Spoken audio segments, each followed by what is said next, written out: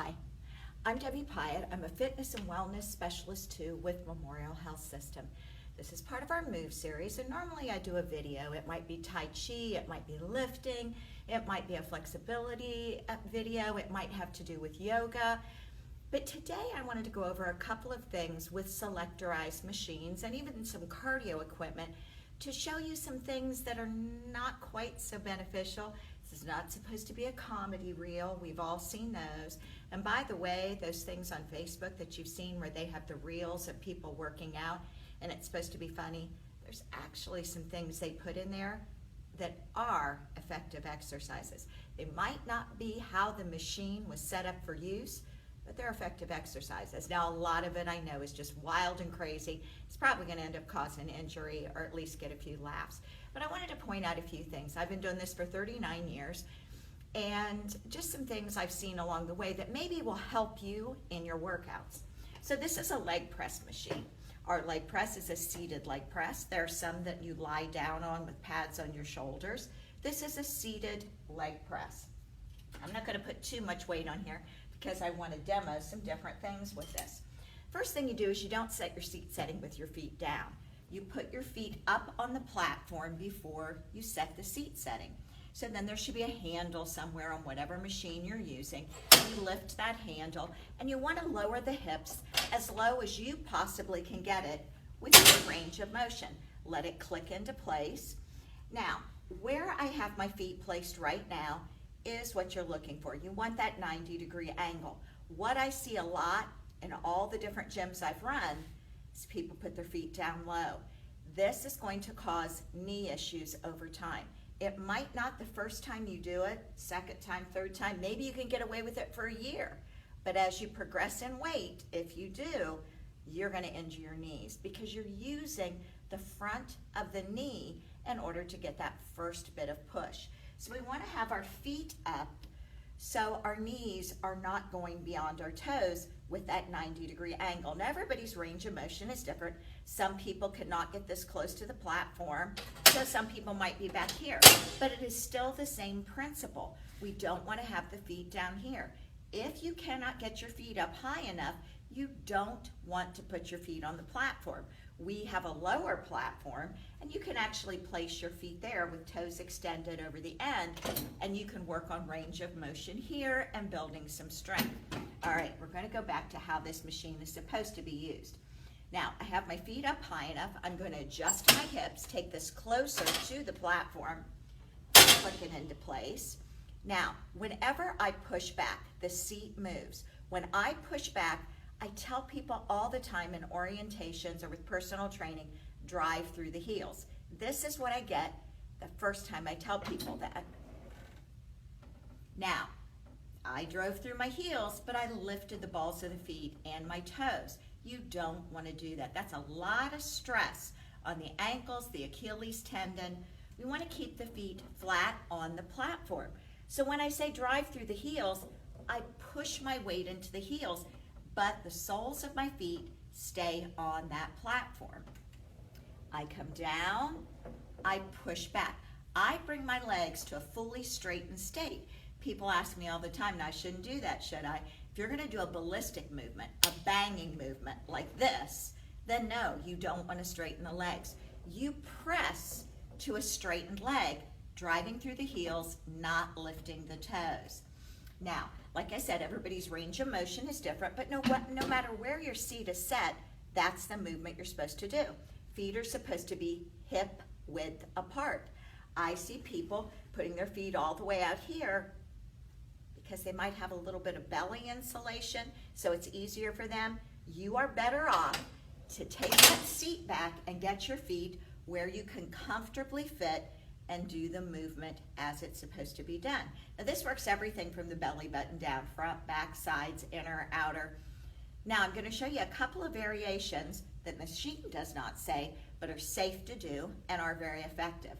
One thing, before we had an adductor and abductor machine here, inner thigh and outer thigh, I would have people do this to work their inner thighs a little bit. Again, still working everything from the belly button down, but really concentrating on inner thighs. And that was putting the feet in turnout out over the corner. Now, With this, if you're going to do this, you have to make sure it is ankles, knees, back to hips. So we don't want to have those knees pushing in if my feet are in turnout. When I lower my body to get my range of motion, I want to make sure that those knees are pointing towards that second toe, not out farther and not angled in. Soles of the feet are flat on the platform, but I drive through the heels when I push back. So I push back. When I come down, I make sure that those knees are going toward that second toe, not angling out farther and not angling in. This will concentrate a little bit more on the inner thighs. Not as effective as an adductor machine where you're squeezing the weight in, but it's something you can do if the gym that you're using doesn't have an adductor, abductor. Abductor is outer thighs, adductor is inner thighs. So that's an effective exercise you can do. Now, here is another one that I've been doing lately because I find it more effective on my booty. And besides working that back area, I feel this a little bit more in the quadriceps, and that's feet together. Again, making sure my knees are not pushing out over my toes, but I go down and I push back, keeping the knees together. So for me to come forward, if I have to open the knees, this is not the move for me. It's got to stay in alignment, ankles, knees, hips. So I go down, I drive through the heels, come to a straightened position, but I have pushed there. I didn't do a ballistic movement. Down, back, down, back. Still driving through the heels, not lifting the toes, but putting those feet side by side. If you've ever done a standing squat where you have feet together, you kind of know how that works. But if I have to open my knees to do this, this is not the move for me. This is all supposed to stay in alignment. And of course, you can always go to single leg presses here. So I can put one leg here. Now, for people that have knee issues, sometimes they say, I can't do the single leg press. My toe is down here on this lower platform. And when I drive back, I give myself a little bit of boost, and that protects the knee. So you can always do that if you're doing single leg, but it's too much for you. Now, if it's not too much for you, you don't put that other foot down at all. But you drive through the heel, you come to that straightened position.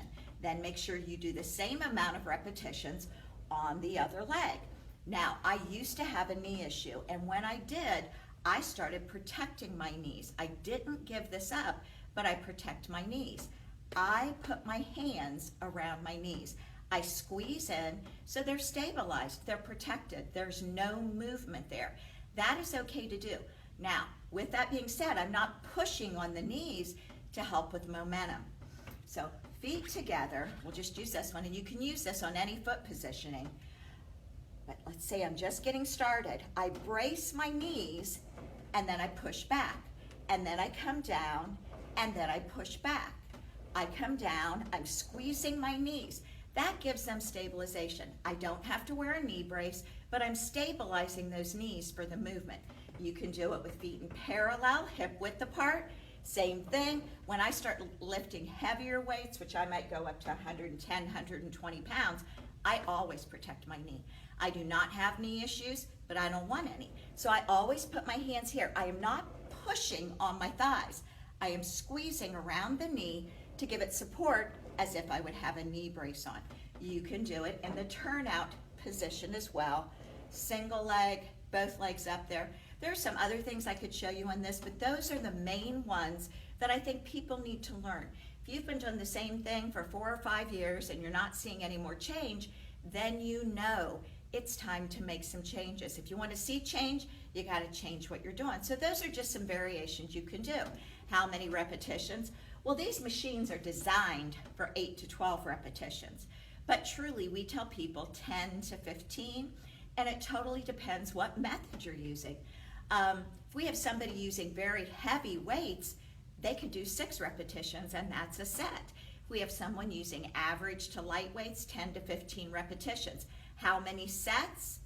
2 to 4 is what I tell the average fitness-seeking person. Now, there's all sorts of programs, methods, and varieties out there. I have many personal training clients that I've made them do 10 sets of 10 repetitions. That is okay. please don't listen to what somebody else is doing and judge them and say, well, that's not what I was told. I was told 2 sets of 10 repetitions and that's it. That is a method, but there's all sorts of methods out there that will give you results. The main thing is good, safe form. So that's why I'm doing this, to show you some things that you can do on here.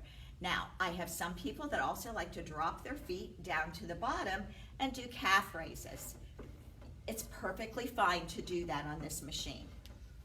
Pushing the heels up, lowering, pushing the heels up, lowering, keeping the balls of the feet on there, heels slightly below the platform. Make sure that you're not getting on the machine and doing 65 repetitions, let's say at 40 pounds. If that's what you're doing every time, number one, if you're coming into a gym, our gym, any gym, and all you're looking for is to be able to continue to be mobile, to continue to have quality of life, 65 repetitions, 1 set at a lighter weight is perfectly fine, because you're keeping circulation flowing. You're getting synovial fluid moving in the joints. You're not going to see a lot of change with strength or muscular development with that, because that's too many repetitions. You should be at failure before that. But if your reasoning of being there is quality of life, that's perfectly fine. So be very careful when you're watching somebody else, listening to somebody else. There are all sorts of methods out there. It doesn't mean what they are doing is wrong. And if you have a question, go to your fitness professional in your gym and talk to them. Whatever you do, don't ask another member. Number one is the fitness professional should know the person next to you's health history if they did an orientation with them. So what they're doing may be based on whatever is going on in their body, knee replacements, hip replacements, back issues. There's a whole multitude of things that we discuss when someone comes into the hospital's wellness center and wants an orientation. We also never teach more than 4 pieces when someone first comes in for an orientation. Why do you think that is? Because more than that, for someone who was not a gym person previously, it's overwhelming. And they are not going to remember it. They're going to come back. They're going to try to do the 8 or 10 pieces of equipment you showed them, and they're going to be frustrated, and then you're not going to have someone come back and improve their quality of life. So we start with 3 to 4 pieces depending on the person and what's going on and what their goals are. We always talk to them about their goals. For me to teach everybody the same thing would be bad on my part. Everybody doesn't have the same goals. So make sure you've spoken to a fitness professional that can move you towards your goals. Don't just do what another member is doing. They might be doing something differently because they had a special need and we taught them that. Or they might not be doing it right, and if you mimic them, you could get injured as well, and it's not going to move you towards your goal. So at an orientation, when somebody is first starting, I only do 2 sets. And I do 2 sets of 10 to 15 repetitions. Why do I do that? So they can come back on their next visit and tell me, did anything hurt?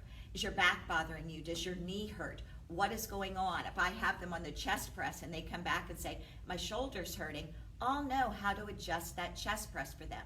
I can put them on there. I can give them different hand placement.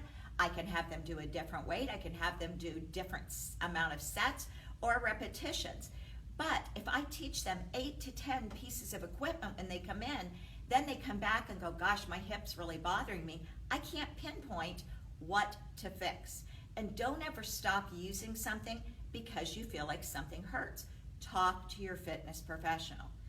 Here's another thing. If you're at a gym where you don't feel like your fitness professionals have that knowledge, it may be time to check out another facility. You know, I've been doing this for 39 years. I have certifications in probably close to 30 different things, but it's by working with people that I have learned. So I love that there's a lot of younger people out there wanting to get into this business, but it's with experience that people learn how to fix issues that certain people have or certain medical conditions would call for them to do or not to do. So be very careful when you're trying to do what your neighbor's doing or you overhear somebody. Don't ever tell someone they're wrong. There's many methods. They may be doing something a certain way because of a health condition or a goal that they have. Speak to your fitness professional. Get the best and the most out of your workouts. We'd love to have you here at Memorial Health System at our Wellness Center. We are located at 148C Grove Street. We're in the right behind Giant Eagle in that shopping plaza. We recently moved here in June. Give us a call, stop by, we'll show you the facility. If you want to join, we'll give you the paperwork and tell you how to do that. Thank you very much for joining me today. I'll be back next Friday with another piece of equipment showing you variety that you can do, things to do, things not to do. Thank you very much. My name again is Debbie Pyatt. I'm a fitness and wellness specialist too with Memorial Health System. This is our Move series. We just want you to not only get up and move, but move correctly for quality of life. Thanks. Bye-bye.